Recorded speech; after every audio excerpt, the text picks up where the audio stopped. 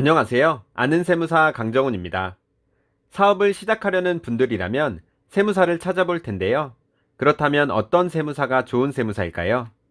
좋은 세무사를 찾는 방법에 대해 얘기해 보겠습니다. 사업의 종류가 무엇이든 공통적으로 고민하는 것이 세무 서비스, 즉, 기장을 어떤 세무사에게 맡겨야 할까일 겁니다. 누구에게 맡길까를 고민하기 전에 그럼 기장 서비스는 무엇을 말하는지 먼저 얘기해 보겠습니다.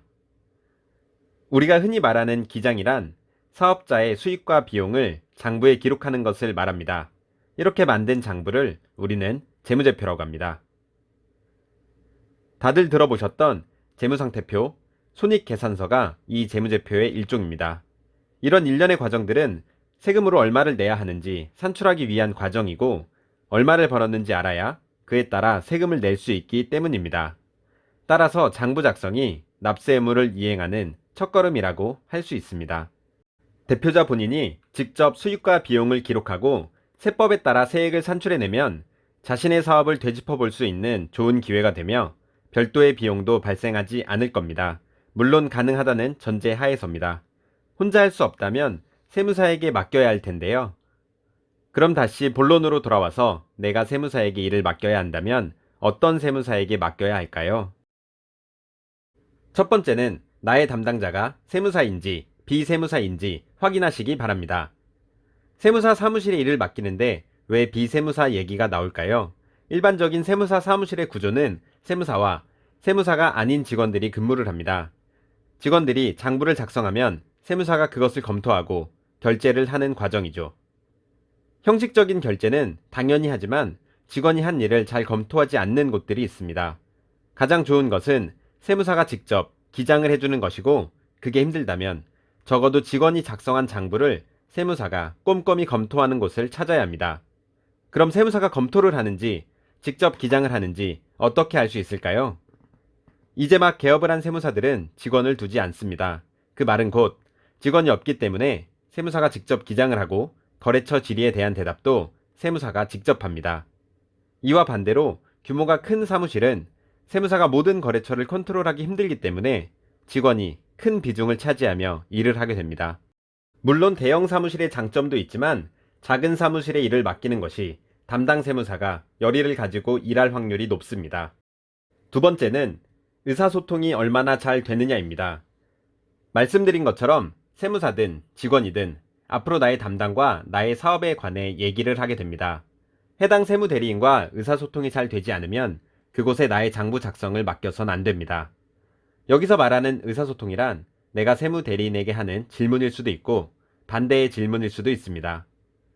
서류로 다 확인되는 것을 장부에 옮겨 적는 것뿐이라면 의사소통이 왜 중요하냐라고 말할 수 있지만 세무대리인은 그 회사의 직원이 아니기 때문에 지출한 비용의 상세 내역을 알 수 없습니다.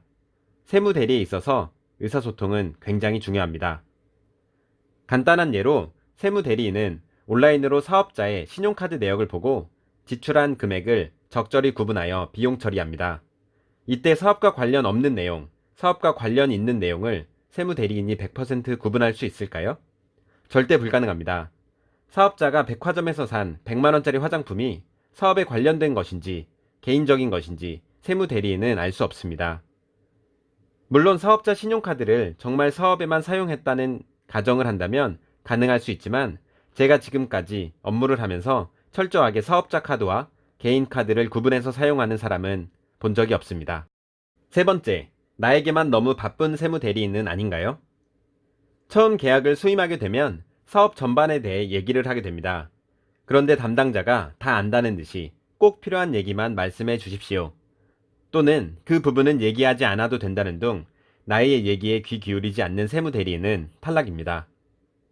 여러분들도 저와 같은 경험이 있는지 모르겠습니다. 저는 병원에 가면 진료를 보는 짧은 시간 동안 어디가 아픈지 정확히 설명하고 싶어 진료실에 들어가기 전에 몇 번이나 아픈 곳을 다시 생각해 봅니다. 진료실에 들어가면 의사와 대화를 나눌 수 있는 시간은 길어야 5분일 겁니다. 기다리는 환자도 많고 의사는 굉장히 사무적인 자세로 환자를 맞이합니다. 전 머릿속으로 생각했던 것들을 다 말합니다. 때때로 진료실에서 말하지 못한 것들이 병원을 나왔을 때 비로소 생각이 납니다. 적어도 세무대리 서비스는 그렇지 않아야 합니다. 충분히 나의 사업에 대해 말하고 나의 세무대리인이 나의 사업을 충분히 이해해야 합니다. 그러려면 그 무슨 이유에서든 나의 말에 귀 기울일 수 없는 사람이라면 나의 세무대리인으로는 탈락입니다. 네 번째로 사실 가장 중요한 부분이 사업자의 태도입니다. 앞서 말씀드린 세 가지는 아무리 따지고 거른다고 해도 어느 정도 운에 맡겨야 하는 게 현실입니다.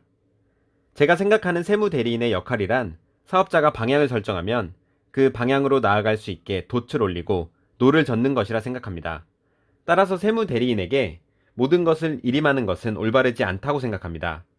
세무대리인에게 모든 것을 맡기지 말고 적극적인 자세로 자신의 재무제표에 관심을 가져야 세무대리인 또한 사장님에게 관심을 가질 것입니다.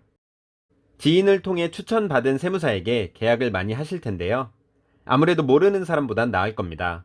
다만 추천해 준다고 바로 만나자마자 계약하지 마시고 충분한 대화를 통해 이 세무사가 나와 맞는지 성실한 사람인지 잘 판단해 보셨으면 합니다. 최소한 2명 이상의 세무사를 만나보고 계약하시기 바랍니다. 다시 한번 말씀드리지만 내 사업의 기록인 장부 작성은 집에서 썼다 말았다 하는 가계부와는 무게감이 현저히 다릅니다. 제가 말씀드린 것들을 잘 체크해 보면 보다 나은 세무사를 만날 수 있을 겁니다. 감사합니다.